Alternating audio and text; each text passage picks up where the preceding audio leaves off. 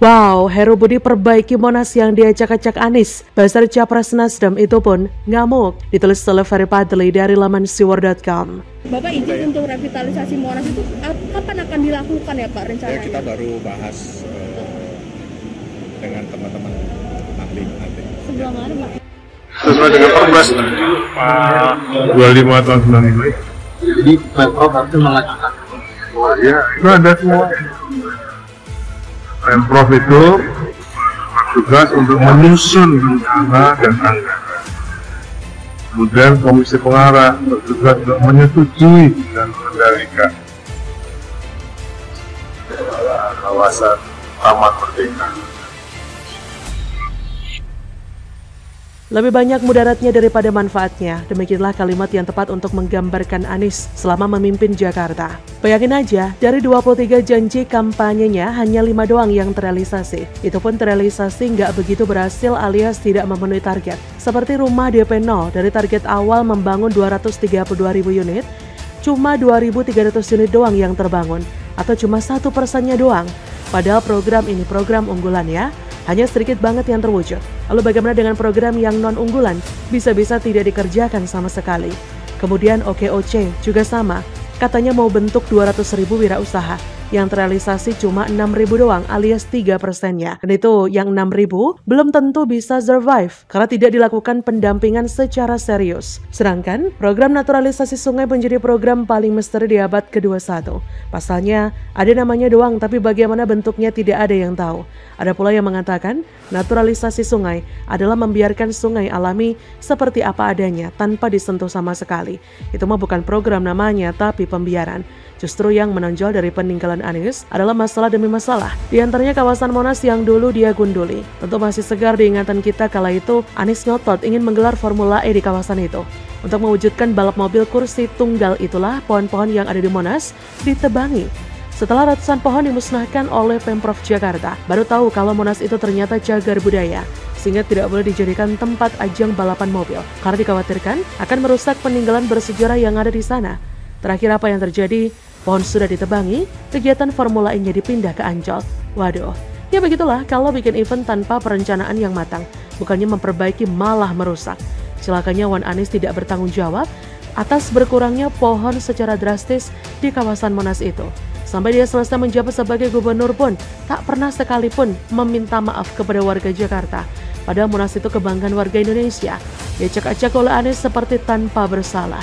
Mau tak mau, penjabat gubernur DKI PJ Heru yang harus memperbaikinya. Pemprov Jakarta pun dalam waktu dekat akan merevitalisasi kawasan Monas yang telah gundul tersebut. Tak tanggung-tanggung, 300 pohon akan ditanam kembali agar lebih hijau dan lebih cantik lagi. Kemudian, dengan Monas rindang kembali, kawasan itu bisa jadi ruang terbuka hijau bagi masyarakat Jakarta. Penataan kawasan Monas ini juga tidak hanya dilakukan di Pemprov Jakarta, tapi juga melibatkan Kemensesnek, Kementerian PUPR, dan Kementerian BUMN. Inilah pentingnya kekompakan antara pemerintah daerah dan pemerintah pusat. Bekerja lebih mudah dieksekusi dan diselesaikan. Gak kayak zaman jahiliyah dulu yang gubernurnya sok merasa paling pintar dan ngajak debat Menteri PUPR.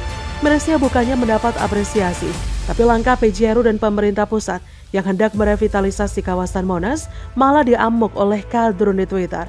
Seperti akun Twitter Mr. Equalizer, alasannya nanam pohon ternyata intinya ngabisin duit APBD. Gubernur GA giveaway, emang segitulah kemampuannya. Orang merevitalisasi kawasan Monas kok diomong ngabisin duit APBD, padahal yang ngabisin duit APBD kan kelebihan bayar gaji ASN, kelebihan bayar pengadaan penambahan daya listrik PLN, kelebihan bayar pembangunan sistem pengelolaan air limbah domestik, Surin SDA Kepulauan Seribu dan lain-lain. Yang itu semuanya terjadi di era Anies.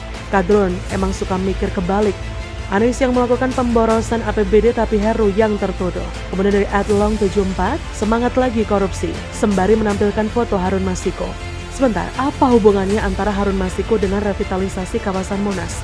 Emang pikiran kadrun rada kacau, menghubungkan hal yang tidak ada hubungannya sama sekali. Ya, efek kebanyakan makan nasgung, lauk, ayam tiren yang didapat dari ikut demo. Kemudian dari akun Eko Lembu, lahan korup. Wah, kelihatan banget ya kalau buzzer satu ini subjektif. Karena lahan korup aslinya itu adalah rumah DP 0. Terbukti kan beberapa orang sudah ditangkap lantaran mengkorupsi dana proyek tersebut. seperti ex-dirut Saranajaya, Yori Cornelis Pinontoan. Lantas apa sih yang menjadi penyebab Heru Budi diserang oleh Kadrun? Bukankah apa yang dia lakukan yaitu merevitalisasi Monas adalah hal yang baik? Inilah jatnya Kadrun, mereka nggak mau bobrok Anies semakin terbuka lebar. Karena kalau kawasan Monas tersebut direvitalisasi, orang jadi tahu yang merusaknya adalah mantan Gubernur 212. Jadi bagaimana menurut Anda? Sudah tidak jadi tameng Anies, Riza Patria dukung penuh PJ Heru pencopotan Wali Kota Antek Anies. Ya sudah dilaksanakan tadi. Ada berapa Pak total Pak? 45 orang ya, 20 orang itu yang baru. 20 orang yang baru. Itu alasan penggantiannya kenapa Pak? Kenapa dirotasi dan dirombak Pak? Penyegaran.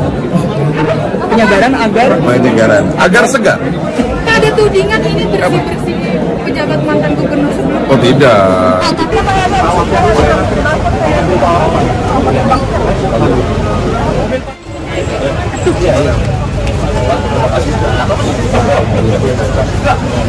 Ex-Wakil Gubernur DKI Jakarta periode 2020-2023, Ahmad Riza Patria, angkat bicara mengenai kebijakan PJ Gubernur DKI Jakarta Heru Budi Hartono yang mengangkat Uus Kuswanto kembali sebagai Wali Kota Jakarta Barat yang sebelumnya dijabat oleh Yani Wahyu Purwoko sebagai Wali Kota Jakarta Barat.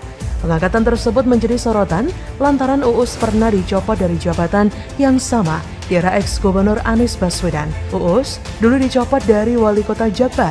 Menurut Riza Patria, PJ Heru memiliki pandangan lain yang berbeda dengan Anies terhadap penempatan jabatan Uus di Pemprov Jakarta. Perbedaan perspektif ini disebutnya merupakan hal yang biasa pada setiap masa periode kepala daerah. Karena itu ia meminta semua pihak untuk menghormati keputusan PJ Heru yang kembali mengangkat Uus sebagai Wali Kota Jakbar. Sebab banyak faktor yang membuat tiap kepala daerah mengambil kebijakan berbeda. Uus sendiri meski dicopot dan digeser jabatannya ke Asisten Sekda DKI Bidang Kesejahteraan Rakyat oleh Anies. Sebenarnya Anies juga yang mengangkatnya sebagai Wali Kota Jakbar pada September 2021. Jadi nasibnya malah ditarik ulur. Riza yang saat itu mendampingi Anies sebagai Wagub menilai ada pertimbangan khusus yang membuat Anies mencopot Uus setelah hanya 1 tahun menjabat. Pembelaan dan pujian Riza kepada PJ Heru yang mencopot Antek Anies dan mengangkat kembali orang yang dibuang Anies membuktikan bahwa era Anies sangat semena-mena. Apa yang dilakukan oleh Riza ini sebagai bukti bahwa era Anies merupakan era di mana tidak mementingkan kualitas atau kinerja seseorang, tapi lebih mementingkan kepentingan kelompoknya. Banyak kepentingan yang Anies lakukan saat ia menjabat sebagai gubernur. Misal ketika Anies mengangkat Bima Priya Santosa sebagai Direktur Administrasi dan Keuangan mengganti pejabat sebelumnya. Siapakah Bima Priya Santosa? Dia adalah mantan Deputi Rektor Universitas Paramadina tahun 2007. Deputinya Anies sendiri ketika Anies menjadi rektor di Paramadina. Waduh. Sementara itu dalam perombakan ini Anies juga mengganti Badan Pengawas Kimi Subiantoro sebagai Ketua Dewas, Nurdin Sobari sebagai Sekretaris Badan Pengawas, dan Tardika Spirido sebagai anggota Badan Pengawas. Saya memang tidak mencari info soal Badan Pengawas ini, bisa jadi di antara mereka juga ada temannya Anies, bisa juga enggak. Yang pasti di jajaran direksi sudah ada satu. Tentunya, sebagai Direktur Administrasi dan Keuangan, perannya sangat besar dalam hal pengadaan lahan. Urusan duit semua lewat dia, bukan? Sedangkan untuk pengisian jabatan pimpinan tinggi Pratama dilakukan secara terbuka dan kompetitif di kalangan PNS dengan memperhatikan syarat kompetensi, kualifikasi, kepangkatan, pendidikan, dan pelatihan, rekam jejak jabatan, juga integritas serta persyaratan jabatan lain sesuai dengan ketentuan peraturan perundang-undangan yang dilakukan secara terbuka dan kompetitif pada tingkat nasional atau antar kabupaten atau kota dalam satu provinsi. Dalam Undang-Undang Nomor 5 Tahun 2014 tersebut, diatur tata cara seleksi pengisian jabatan pimpinan tinggi di lingkungan instansi pemerintahan, dari persiapan, pelaksanaan, sampai monitoring dan evaluasi. Jelas ada aturan untuk mengangkat pejabat, jadi tidak hanya bisa berdasarkan kedekatan atau rasa suka, tidak suka atau cocok, tidak cocok dengan kepala daerah saja. Meskipun tersiar kabar saat menjabat sebagai rektor dan mendikbud dulu, Anies diindikasikan mengangkat orang-orang dekatnya. Jadi saya rasa langkah PJ Heru untuk mengangkat Uus Kuswanto kembali menjadi Wali Kota Jakbar adalah langkah yang tepat, karena dia lebih profesional dibandingkan pejabat yang diangkat era Anies. Jadi bagaimana menurut Anda?